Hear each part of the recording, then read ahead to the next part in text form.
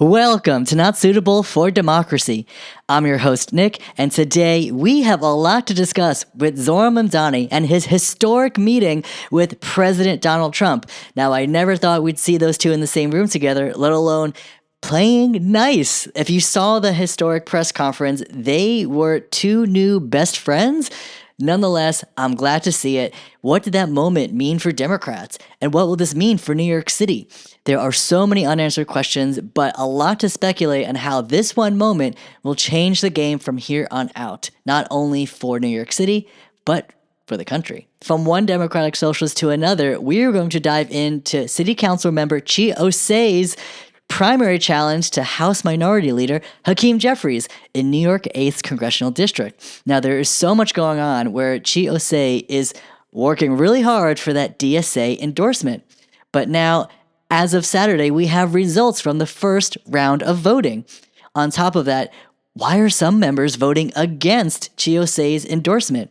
What does it mean to earn the endorsement, and how can this change the nature of the race? We know that it's an uphill battle, but we are going to dive through these factors and more so you understand what's happening right here on the ground in New York City.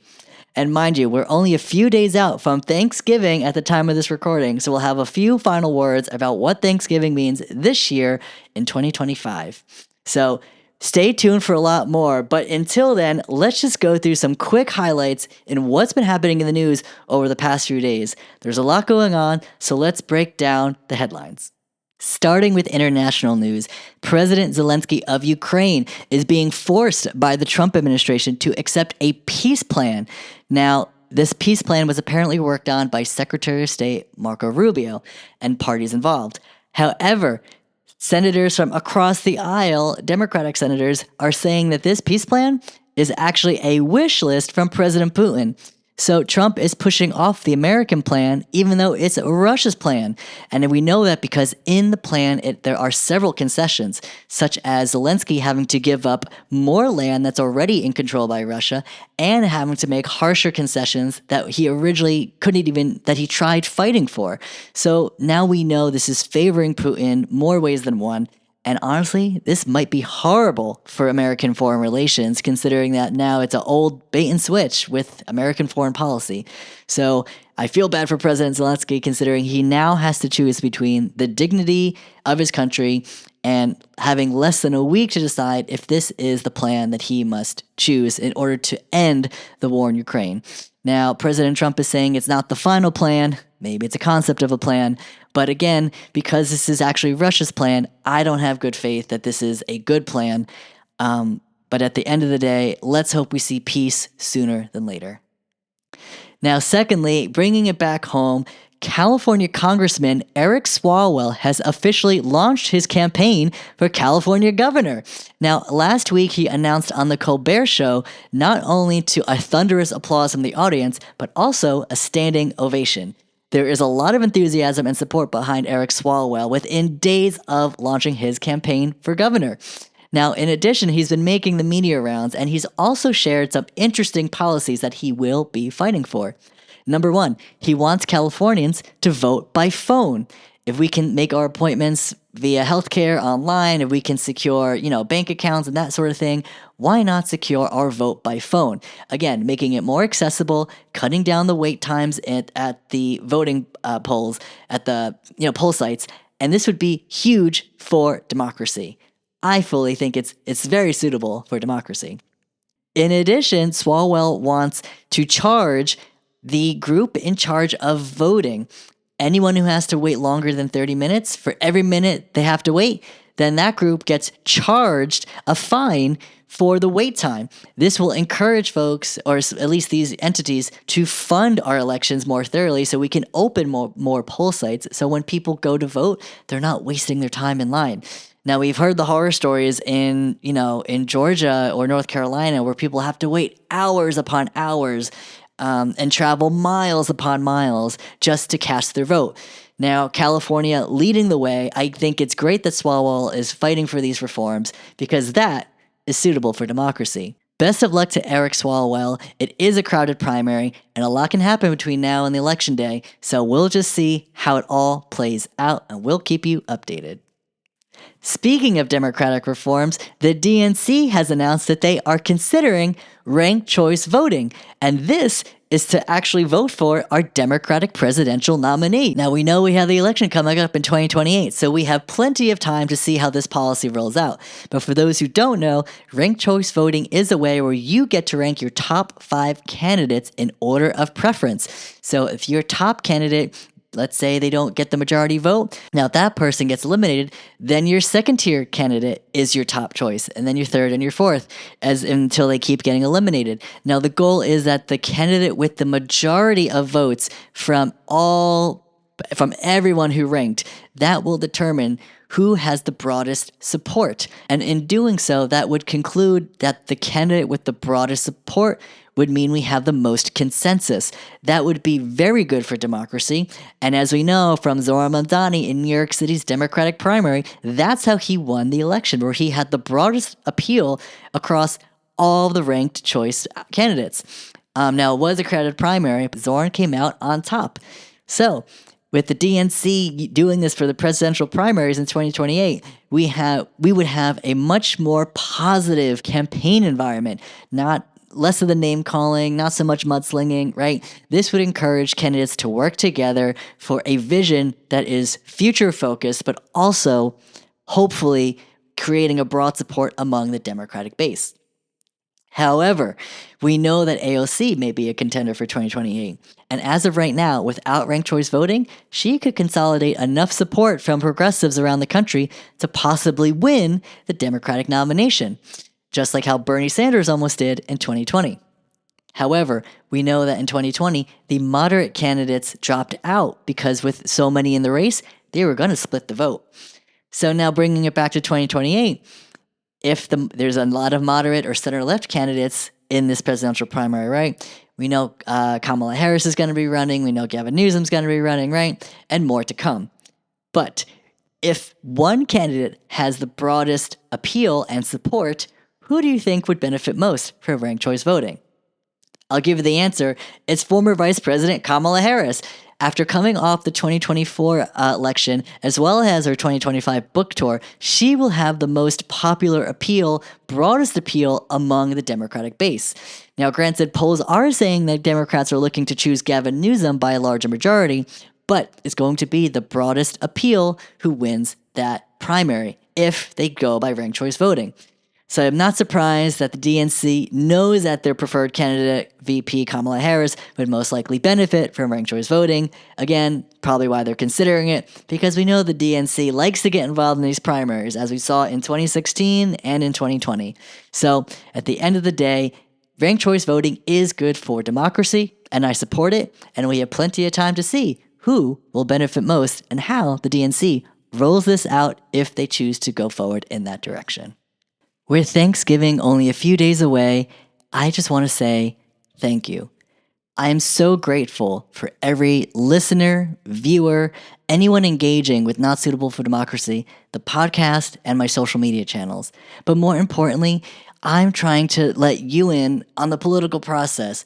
Everyone is welcome, and the more we can stay connected, informed, and have these conversations, this is how we truly change the game for our democracy and our country. So no matter where you're listening from, whether right here in New York City, somewhere in the United States, or around the world, I am just so excited that people are a part of this, and together we can make a difference.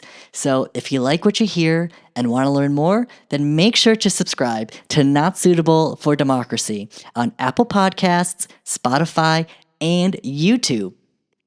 I'd also love for you to follow me on social media, where I have an account on Instagram and TikTok.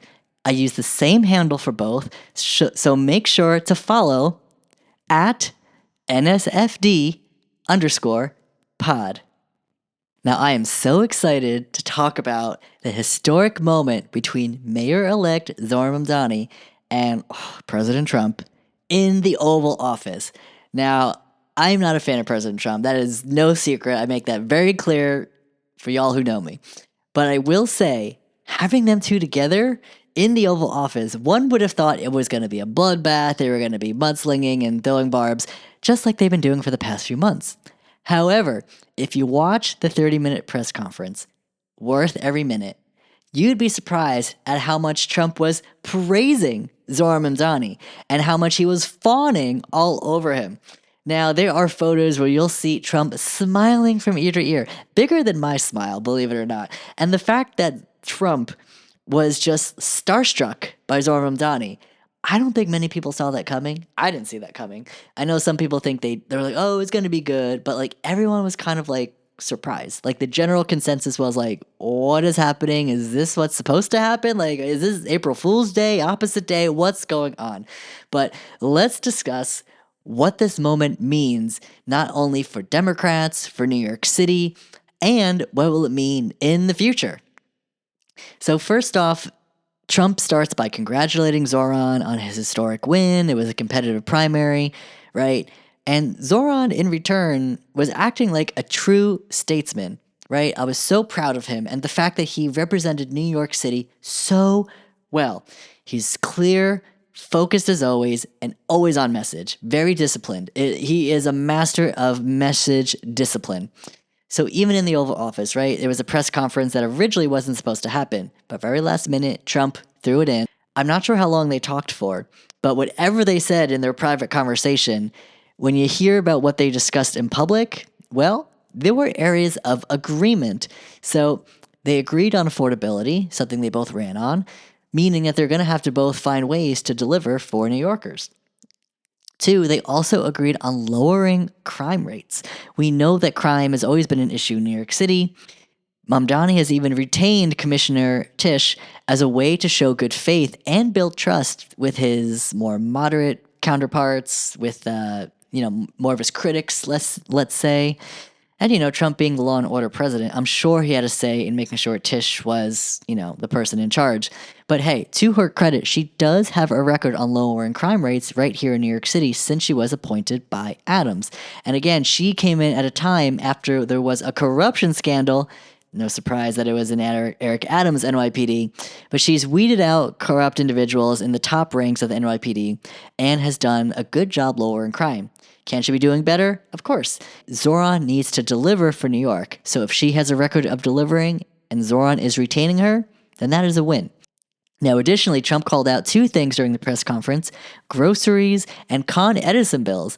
For those of you here in New York who know those Con Ed bills, oh my goodness, they are a headache. It's so frustrating every time getting a Con Ed bill because you never know what it's going to be.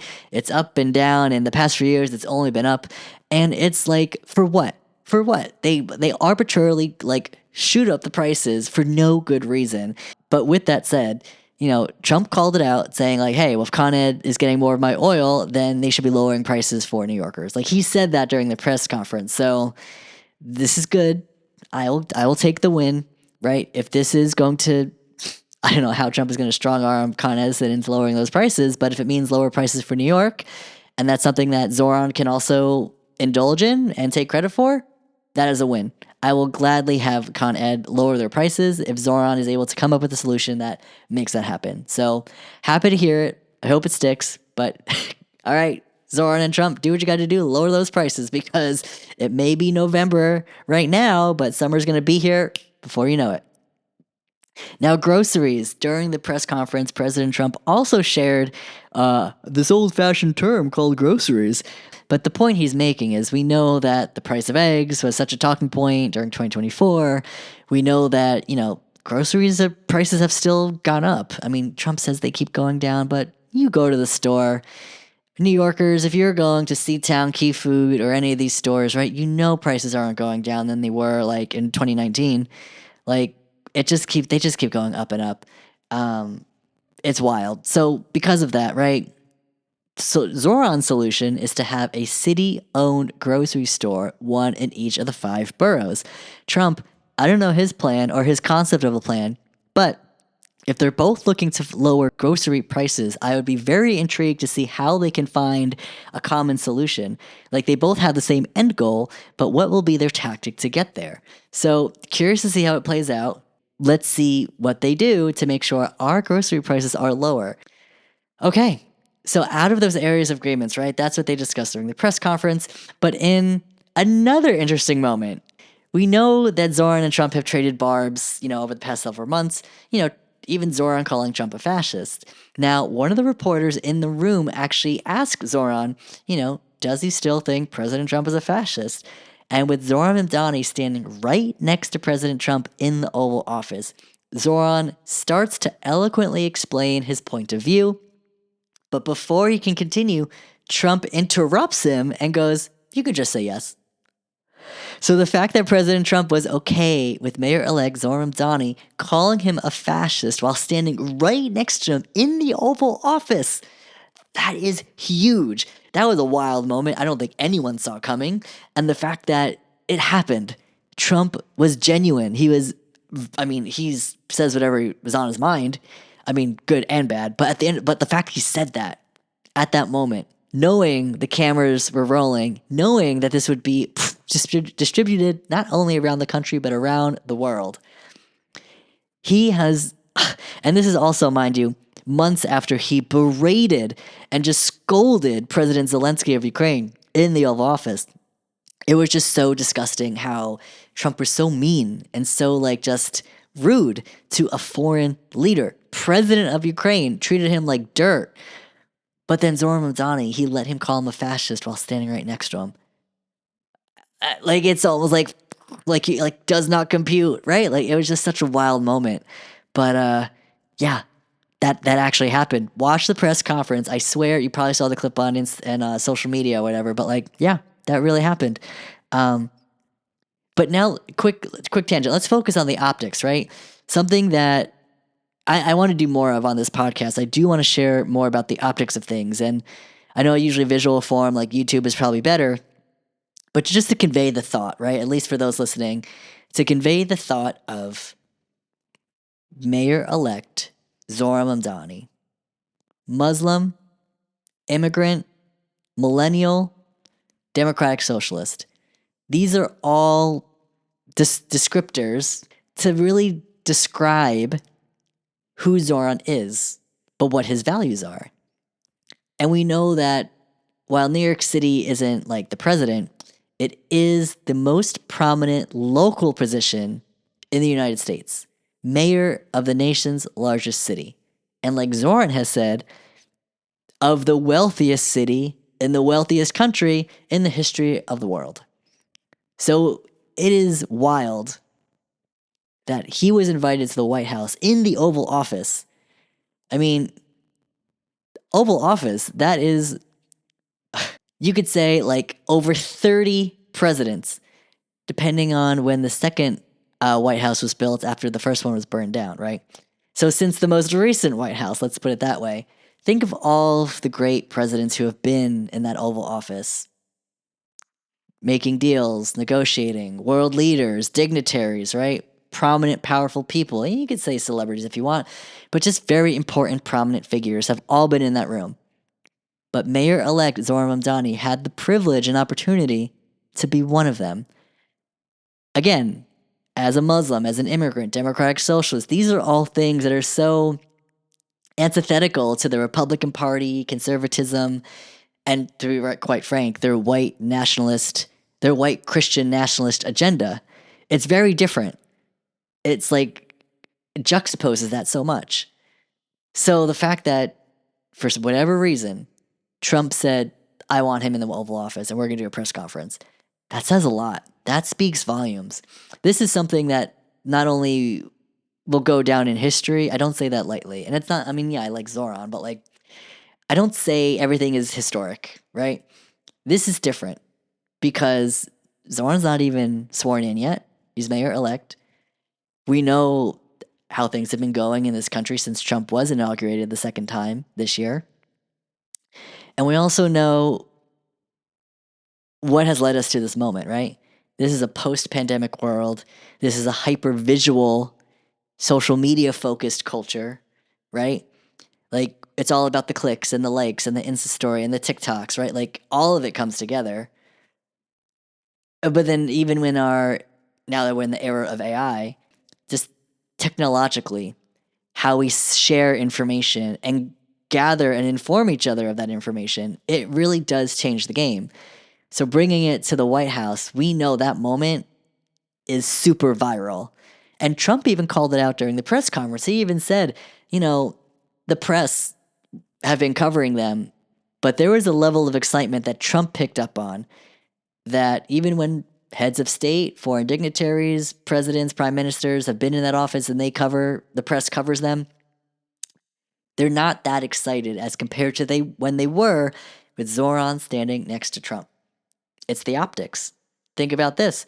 Zohran is 34 years old. Trump is pushing 80. So the fact that, you can say like Trump with his hands, he's got things going on, he's got blood issues, right? Even a colostomy bag in his pant leg. I've seen stuff like that too. So like we know Trump is breaking down. It's inevitable. Like humans don't live forever. It's just a fact of life. And Zohran, he's young, he's attractive, he has, a good head on his shoulders, he has that really bright smile. And like the fact that he's so smart and like sharp, like it's just in such contrast to Trump, who doesn't speak eloquently or clearly sometimes, and he doesn't necessarily pick his words, and he kind of shoots from the hip. But at the end of the day, it's like the juxtaposition of those two, the optics that it has, the president of the United States and the mayor-elect of New York City, like I just can't stress how important this is, because we don't see moments like this in our history. And like in 2025, we don't see moments like this often. So I'm just going to stress it until I'm blue in the face, maybe red, but just take it in. Just understand that moment meant something. We might not see it. We might not understand it now, but I'm telling you, the moment with Zohran and Trump in the Oval Office together will have an impact on our psyche as content creators, people who consume content, people who are voters, the electorate, right? People who make decisions about our politics. It will have ramifications on how we view the White House, how we view Trump, how we view Zohran, how we view New York City. It's a lot of psychoanalysis that goes on, and sometimes we don't necessarily understand the impact that these moments have until months or years later. So I'm calling it now. Think about this moment with Zohran and Trump. Just think about it, remember it, watch the 30 minutes. It's going to be worth it. This will be a moment in history. We won't know what effect it will have till much later on, but it will have an impact. I can guarantee you that. Now, with that impact from optics, let's think about, okay, well, with New York City, point blank, we know if these two work together, as much as we don't like Trump, as much as we love Zohran, we need them to work together. So I hope this positive relationship that's like budding, I mean, are they besties? I don't know. Have you seen there's a photo of like Zohran in like a black blazer with like a burgundy maroon turtleneck. And then there's another one with Trump in like a black blazer, maroon turtleneck. It's very Mean Girls. Like I saw Regina George wearing army pants and flip flops, so I wore army pants and flip flops. Like it's very much those vibes. So it's so funny to see, because like you look at the two pictures, like wow, that is very, very convenient. So yes, are they besties? No, but will they have a positive relationship? We'll see how long. But I am hopeful that they will do what they need to do to work together to deliver for New Yorkers, because they know that helps both of them. And to be frank, like Zohran even called it out during the press conference, like their voter base, like if you saw the Venn diagram, right, there's overlap. There's overlap, right? We know that Zohran, when he was campaigning early on, he was asking voters in Bronx and Queens, like, why did you vote for Trump? And they told him, they're like, things are too expensive, things cost a lot of money, there's a lot of foreign wars going on, all the money goes to the wars, but not to us here at home. And they were right. And like, we all saw what happened in 2024, because those needs and issues weren't being properly addressed or adequately addressed. And now, here we are. So the fact that Zohran tapped into this, like, just being street smart, but also like, kind of more common sense, because he wasn't listening to consultants, he was talking to the people, makes a big difference. We don't listen to consultants, right? So anywho, point being is Trump and Zohran will do the best they can to deliver for New Yorkers. How that works out, we have yet to see, but I do have hope it'll be good at the end of the day. Now, for Democrats, this is a whole nother ballgame because I'm hopeful that Zohran and Trump will work together to deliver for New Yorkers, but I'm not so hopeful for Democrats. Now, I say that because on the same day that Zohran Mamdani came to Washington, D.C. to meet with President Trump, the House of Representatives were voting on a resolution, not a bill, a resolution mainly being a document that reaffirms their intent or their point of view on certain issues or how they plan to act. Now, they don't have to actually act on it. That's why it's not a bill. But because it's like how they plan to act, right? That's what makes it a resolution. So, with this resolution, if you haven't heard, basically it was introduced by a Republican congresswoman back in the 2023-2024 session, but they're bringing it back. It was Friday, so it was like a flashback Friday, bringing this old resolution back to the table. Essentially, this resolution was to condemn the horrors of socialism. So yes, condemn the horrors of socialism. Very particular language, and yes, they're trying to reference what's happening in corrupt areas of the world that socialism was, being implemented at the time. Not realizing that socialism works in places like Norway and Denmark, Sweden, right, like the Nordic countries, where it has been very successful. And mind you, those Nordic countries that have socialism, they also they coincidentally so happen to be the happiest places on earth. Like, yeah, survey after survey, those people are all very happy because socialism is not as evil as they make it out to be. Or horrible as they make it out to be. But anyway, 285 votes were in favor of the condemning the horrors of socialism, while 98 votes were against it. Now, out of those 285 votes for condemning the horrors of socialism, you guessed it, House Minority Leader Hakeem Jeffries. He was one of the 86 Democrats that voted to condemn the horrors of socialism in this resolution. Yes, the same Hakeem Jeffries who was the successor to Nancy Pelosi, who took forever to endorse Zohran Mamdani until the last week of the election, until after Eric Adams formally endorsed former Governor Cuomo in the race for New York City mayor. And yes, the same Hakeem Jeffries who is getting a primary challenge from City Council member Chi Ossé. More on that in a bit. So there's two things that drive me bonkers about this condemning the horrors of socialism resolution that Hakeem Jeffries specifically voted on. So number one, or voted in favor for. So number one, condemning the horrors of socialism. So already you're framing it as socialism equals bad. We know that's not necessarily true. I personally don't believe socialism is bad. So because of that, right, you're putting the message out there as House Minority Leader of the Democratic Party that socialism is not good. And you're saying this at a time when Democratic leadership is historically low. You're saying this when Zohran Mamdani, Democratic Socialist, just reinvigorated a huge population of young voters, particularly Gen Z, 18 to 24, but also voters under 45. So seeing that there is huge enthusiasm for a candidate who is a Democratic Socialist, and the House leader is looking to condemn that. So the big tent party, vote blue no matter who, welcomes everyone. Oh, except you're a socialist. Oh, except if you like Zohran. Oh, except if you're, you don't like the way we're currently doing things, which is the old way of doing things, which has been done forever and ever, the status quo. So this is why Democratic leadership is so bad, abysmal, short-sighted, but also just like bad at politics. He could have just abstained from the vote, being like, we have members like AOC and some members of the squad, like Rashida Tlaib, who are Democratic Socialists, and I don't want to condemn them. I just believe that, he could have just abstained. That would have been more respectful. That way he's not criticizing own members in his caucus. And he can just be like, I'm not part of that. I don't want to, get in the fray. He could have. But he made a point to vote to condemn it, to vote in favor of condemning socialism. At a time, again, when you want to welcome people into the party, especially new young voters, but instead looking to reject them. It's just so bad. It's like, how can we make the party better? Let's get young voters in. And it's like, well, not those young voters. Horrible. It's like so inept. Like he just like, and the thing is, it's not like he doesn't know what he's doing. Because the second thing that drives me bonkers, not only is this a big waste of our taxpayer dollars having our elected members of Congress vote on a resolution that means nothing. It was just for messaging that Zohran was coming down, which is why they did it the same day he was coming to Washington.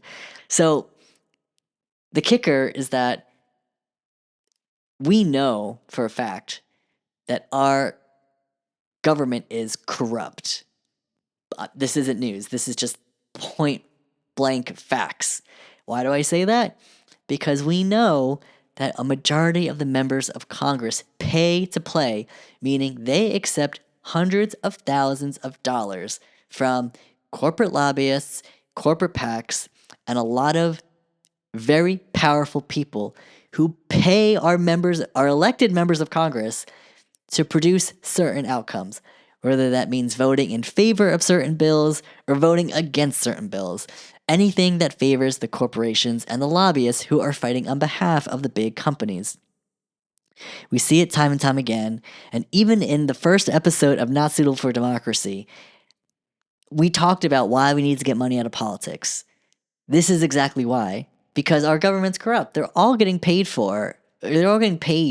by these big corporations. So then we have to question, like, oh, why don't we have better healthcare system? Oh, why don't we have better education? Oh, it's because there are powerful forces paying to make sure that improvements in those systems don't happen, like at all.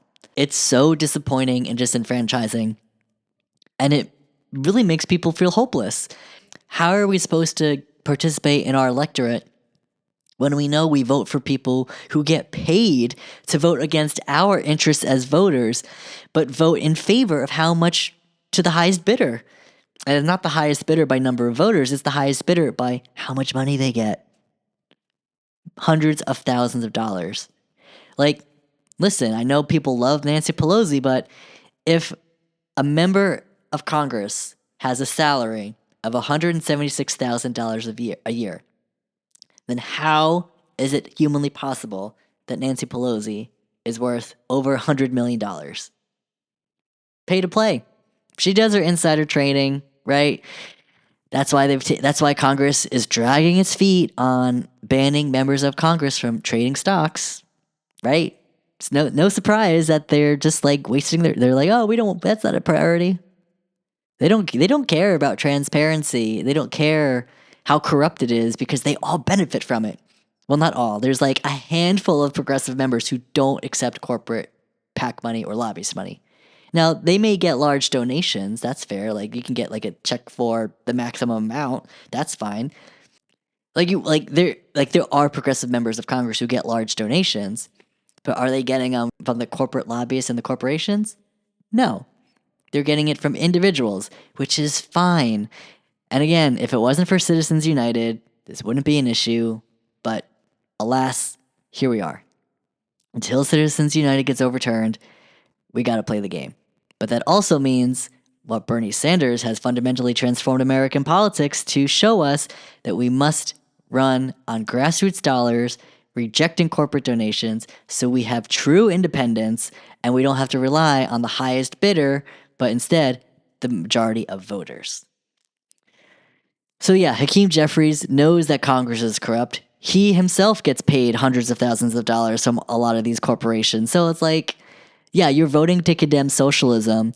Meanwhile, our capitalist system is what enables you to get all of that money in the first place in a pay-to-play scheme that prioritizes money over your voters' interests. It's moneyed interest over voters' interest. That's what it comes down to. I can't stand it. I'm so sick of it. It's just so frustrating, especially when time and time again, these elected officials, they all try to gaslight us like, I'm fighting for you. You mean the world. Thanks for your support. Like, they don't care. They just want the votes because they're still going to get paid big money by all these corporations and lobbyists. So, including the millionaires and billionaires. So, it's like until we truly stop electing these people and really support candidates who reject corporate money and lobbyist money. That is the only way. Like, listen, we've got 435 members of Congress in the House of Representatives, another 100 senators. Like, we have a long way to go before we vote out everyone who, accepts the corporate cash cow, but we can start today, right? On this podcast, last week's episode, we talked a lot about, candidates that are entering the 2026 primaries.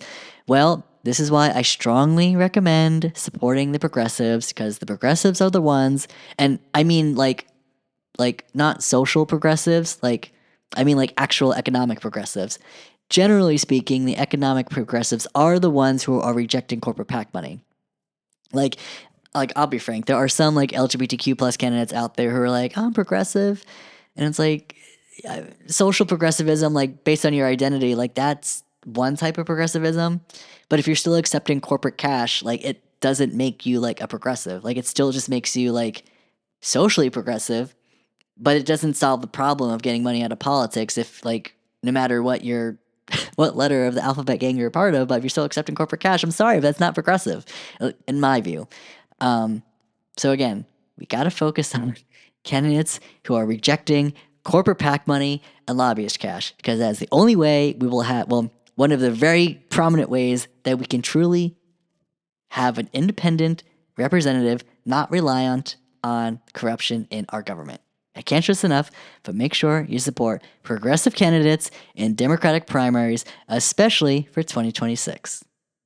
So Hakeem Jeffries, House Minority Leader, we know he's no friend to Democratic Socialists, which is why City Council member Chi Ossé is going to primary challenge Hakeem Jeffries in New York's 8th Congressional District. Now, Chi Ossé officially filed FEC paperwork just this month, but with that said, it is not official if Chi Ossé is going to be running against Hakeem Jeffries just yet. He hasn't necessarily recruited his team. He hasn't necessarily done an official campaign announcement. We know he's filed paperwork, but here is the catch. If you've heard recently, here at the local level, Chi Ossé is doing everything he can to earn the endorsement of New York City DSA, Democratic Socialists of America. So he wants that endorsement because for anyone who's here on the ground and is a part of DSA or has been, had their door knocked on by a DSA member for one of our candidates, we've seen the organizing power that it has on the electorate. So, for instance, if Chi Ossé were to earn the DSA endorsement, we know that would be a huge unlock for a lot of volunteers, anywhere from hundreds to maybe even thousands of volunteers, like we saw with Zohran Mamdani's campaign. We could see lots of fundraising, tens of thousands, but most likely hundreds of thousands of dollars, right? Grassroots dollars, mind you. And then lastly, the organizing power, right? Knocking on doors, phone banks, handing out literature, printing literature, right? All of the behind the scenes that goes into really organizing for a political candidate, especially for a congressional race. Now, just for apples to oranges here, Alexandria Ocasio-Cortez, she earned the DSA endorsement later in the game for her congressional run. Now, she was in, I believe they endorsed her closer to the end of the primary, not necessarily early on. But once they did, DSA was a huge component in her victory because, again, they were able to provide her with a huge base of volunteers, a huge base of fundraising, right? And for a grassroots campaign, like when AOC was running in 2018, that shoestring budget, I think she raised $83,000 for that congressional run. Those DSA volunteers, were able to power her a long way, and of course, to victory. Now, Chi Ossé, apples to oranges here. Now, while AOC's primary challenger was Joseph Crowley, he was more framed as an adversary and a pretty good enemy. And I don't want to say enemy as being nefarious, but when you think about it, right? Zohran's enemy was former Governor Cuomo. AOC's enemy was former Rep. Joe Crowley. And they both had serious grievances and serious concerns from voters. Joe Crowley wasn't in the district very often. He actually had a legal residence in Virginia. He also wasn't showing up to some of the debates. So there was a mock debate where AOC basically like debated without him, and her constituents, like I think it was in the Bronx, they were very displeased. So time and time again, as much as it just became so clear that AOC was able to paint Joe Crowley as someone out of touch, someone who wasn't like in line with like progressive democratic politics, but also wasn't like an honorable or trustworthy representative. And she made that case. And of course, with DSA's help, together, the combination made for a powerful, potent landslide victory. Now, Ossé, on the other hand, yes, Hakeem Jeffries is the enemy. It's a very clear target. Progressives around the country are so frustrated with Hakeem Jeffries for years, and Democrats now nationally are very, very disappointed in his leadership. Now, he's not the House Speaker yet because, again, Democrats don't have the majority in Congress, but we do know that nationally, Hakeem Jeffries is very unpopular. The catch, though, is that in the district, yeah, Hakeem Jeffries is still popular within the district. I believe Hassan Piker even cited that he has like 75% support in the district, or at least, in the last time he was elected, he did win by a good margin. So because of that, like, Ossé will have an uphill battle trying to paint Hakeem Jeffries as untrustworthy, out of touch, right, corrupt. It was even recently revealed that Hakeem Jeffries' name appears in emails with Jeffrey Epstein. Now, it wasn't Hakeem Jeffries emailing Epstein, but it was a financial consultant who was trying to raise money for Hakeem Jeffries. And in that communication, the consultant was saying, oh, he's like the next Obama. You really got to look at this guy. Now, granted, that was back in 2013. I don't think Jeffries even met Epstein. But because of that, right, it starts to sow the seed of like a little bit of doubt and also distrust. Now, since he is the House Minority Leader, we do know as Nancy Pelosi's successor, he does have really good fundraising skills. You don't get to be leader of the Democratic caucus without major fundraising prowess. So, because of that, Ossé has the uphill battle of needing to outraise Hakeem Jeffries, or at least raise enough money to counter what he'll be raising. But then, two, we also know the lay of the land is an uphill battle. The district does not bode well for Ossé. Now, to put it frankly, as much as we support Ossé's primary run for Hakeem Jeffries, the lay of the land does not bode well for Ossé. Number one, the city council district that Ossé represents only overlaps with New York's 8th congressional district by maybe 20%. So even if the entire portion votes for that wouldn't be enough to win the race or the primary. Number two, when you look at the assembly districts, right, at the state level within New York's 8th congressional district, a lot of the leadership skews moderate. Now, these state representatives they represent the people. So if the folks on the ground, the voters, are electing, more moderate leaders, right? Especially moderate leaders who are not Gen Z, right? Then they clearly have a certain preference for what they look for in leadership. Now, when you have Ossé coming in, who is Gen Z, right? Democratic socialist, that kind of comes across as Ossé being the enemy. Voters won't trust him. He would be the outsider, right? Especially since he's not in the district, or at least not in the parts that he would need to win over. So it's kind of like the dynamic would be flipped, where then Jeffries could claim, I'm one of you, y'all know me. The fact that we have to now, stave off attacks from Ossé, that's kind of how I think the electorate would read. Now, clearly not everyone else in the country would agree with this, but at least in New York's 8th congressional district, in the moderate areas all along the south part of Brooklyn, that's the district. The only way to get Hakeem Jeffries out of office is to win the district. So Ossé knows that with DSA's help, he would have a much easier time challenging Jeffries. But with the voters in the district who also supported Cuomo, right? They supported Cuomo in the general election, supported Eric Adams back in 2021, and they voted for Hakeem Jeffries. Like, they're not the most progressive district. That's not a knock. It's just where they are in their journey with their values, and that is fine. It just doesn't make a strong case for Ossé to now challenge their representative. And the other thing, because Hakeem Jeffries is the House Minority Leader, if Ossé were to, unseat Jeffries, those constituents will be really pissed that they had the House leader in their district who could probably deliver lots of funding for whatever projects that would help their district, right? Ossé takes that away. Yeah, that would not bode well. People would be really pissed off at that. So, again, I guess if you hear the saying, like, if you come for the king, you best not miss. Yeah, Ossé would need all the stars to align to make sure that he does not miss, because this would be insanely, incredibly difficult, more than your average congressional race. Now, on top of that, as of Saturday night, now remember, quick timeline, Friday morning, the House of Representatives voted to condemn socialism. Hakeem Jeffries voted to condemn socialism.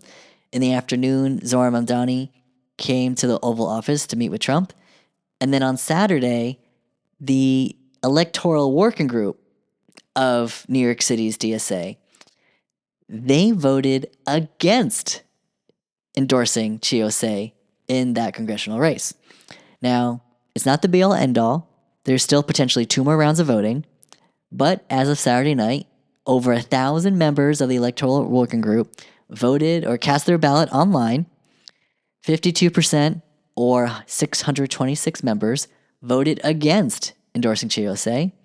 555 members, or 46%, voted in favor of his endorsement. And the remaining 24 members, or 2%, abstained.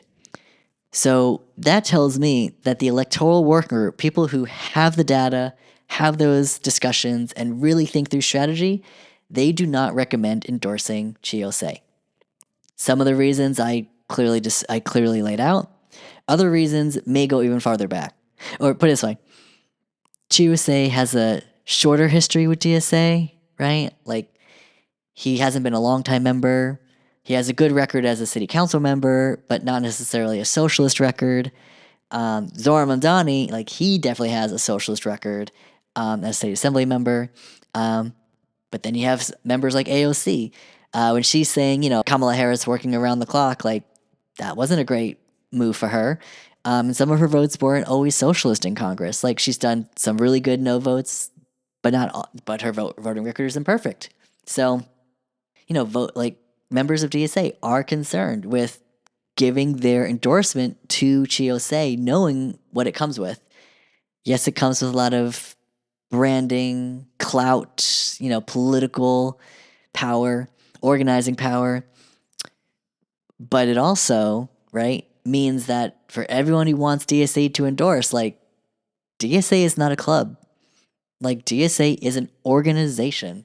Like, the membership is so passionate about socialism, democratic socialism. It's another alternative to capitalism.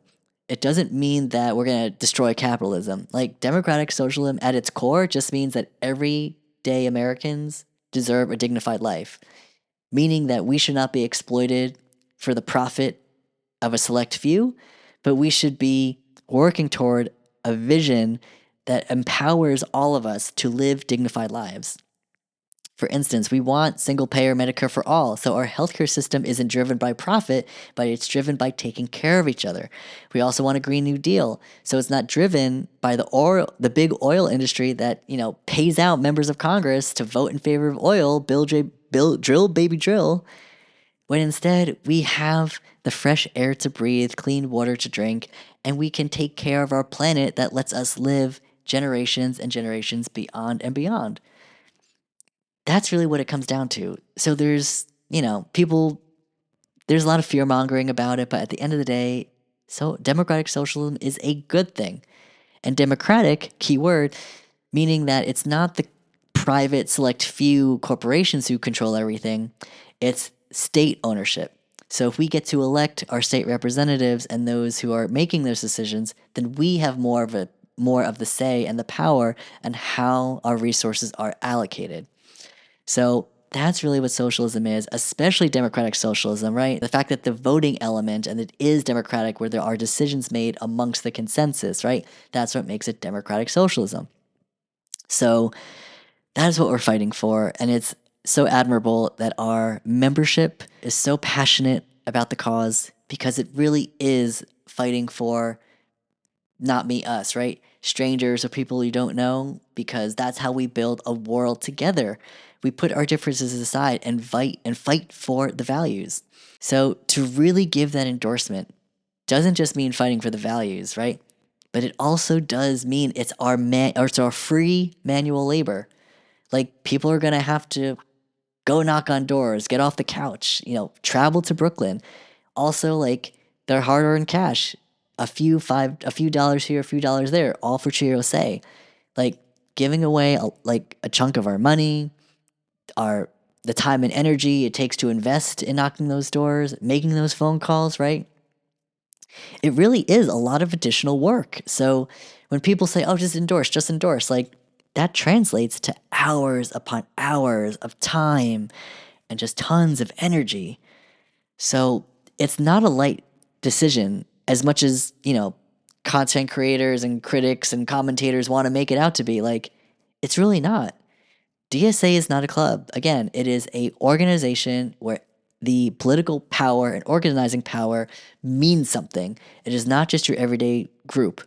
So because of that, like, I cannot get behind endorsing Ossé using DSA's organizing power.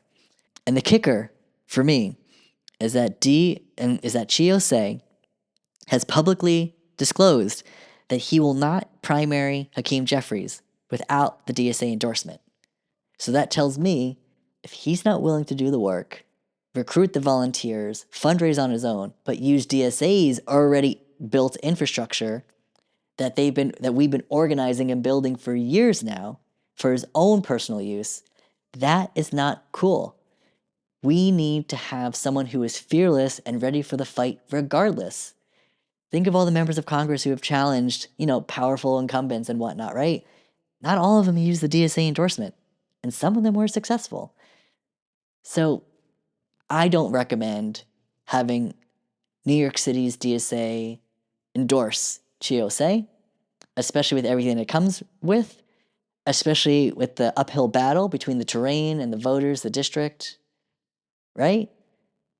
And this isn't to say AOC and Zohran, they both made comments in the press saying they don't think challenging Jeffries is a good idea. That's their opinion, that's fine. But for me, it's more about, is this going to be the best use of our time as DSA members, knowing that we have state assembly races to win, to get more allies in the state assembly to help Zohran deliver on his agenda, to help more candidates, the incumbents, win their re-elections. There's a lot at stake. So for us to put all of our focus, or a huge chunk of our focus, on Ossé's congressional race, where he doesn't have a clear path to victory, that is what's concerning. So I don't recommend voting on yes for Ossé's endorsement. I recommend voting no. Now is not the time. If there were less races going on and there was a clearer path to victory, then sure. But at this time, I would vote no. I know that's a lot. Feel free to disagree. But we will see how the vote plays out. The next vote for the second round is in December. If Ossé wins that endorsement, out of the 4 chapters that overlap with New York's 8th congressional district, 3 of those chapters will have to vote over 60%. Each of those 3 chapters will have to vote over 60% in favor of the endorsement. It's a big task. Could be done. Not impossible, but it will be hard. And then lastly, the third round, if she gets that second endorsement vote, then the last round will be the Chapter Leadership Council, made up of, leadership members of DSA in New York City's chapter, and out of the leadership And out of the chapter leadership council, 60% of them also have to vote in favor. So by that point, if the chapters vote and then the council votes, those two will be the last final rounds that allows Ossé to finally earn the DSA's endorsement. It can be done, and people can be persuaded. That's fine. But again, as of right now, with the uphill battle, the challenging path to victory, and with all the resources that also need to be going toward our state assembly races, I do not recommend voting for Ossé's endorsement at this time.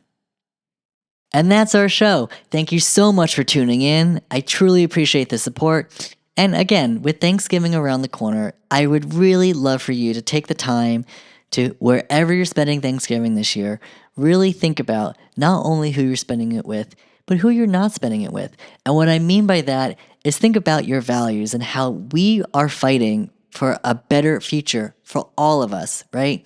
So for all those people who may be less fortunate, who may not have the same opportunities as you do, or may even be just having a harder time, any capacity, right? But we're there to help, and you're there to help. And just thinking how we can be better allies in these fights, not only for our democracy, but for our friends, our family, and just being that good support. And again, it doesn't always have to be political, but this is how we build a better world, and it starts with you. So thank you so much for being that person and making sure that you will fight for a better world. And that is what I'm thankful for. So thank you so much. And if you like what you heard and want to learn more, then make sure to subscribe to Not Suitable for Democracy on Apple Podcasts, Spotify, and YouTube. I'm also on social media, both on Instagram and TikTok. I use the same handle for both, so make sure to follow me on Instagram and TikTok at NSFD_pod. So again, thank you so much, and remember, democracy is not suitable without you.